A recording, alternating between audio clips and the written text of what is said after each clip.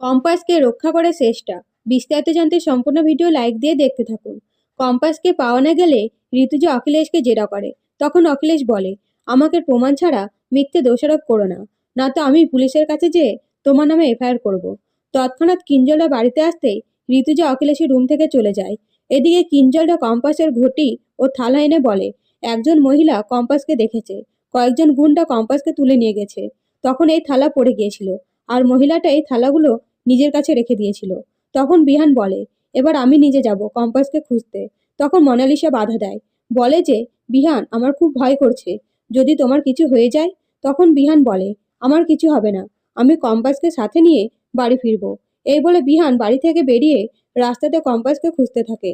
এমনকি একসময় বিহান রেল লাইনের ধারে এসে পৌঁছায়। অন্যদিকে অভিজ্ঞানের গুন্ডারা ট্রেন আসার সময় কম্পাসকে ভয় দেখায়, বলে ফর্মুলা দিতে রাজি হয়ে যা, না হলে ট্রেন চাপা দিয়ে চলে যাবে। কিন্তু কম্পাস চুপ করে থাকে। সেই মুহূর্তে শেষটা কম্বল মুড়ি দিয়ে হাজির হয়, আর গুন্ডাদের পুলিশের ভয় দেখায়। এমনকি ফোনে পুলিশের গাড়ি সাইলেন্সারের শব্দ লাগাতেই গুন্ডারা ভয়ে সেখান থেকে চলে যায়।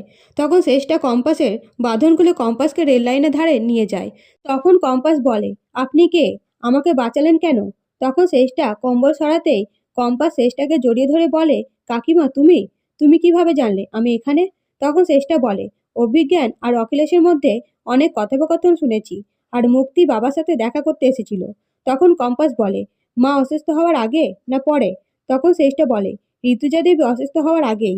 এই কথা শুনে কম্পাস বুঝতে পারে মুক্তি অভিজ্ঞানের কথা শুনে ঋতুজাকে মারতে চেয়েছিল। এদিকে শেষটা বলে, কম্পাস শোন, যাই হয়ে যাক তুই ফর্মুলা বাবাদের দিবি না।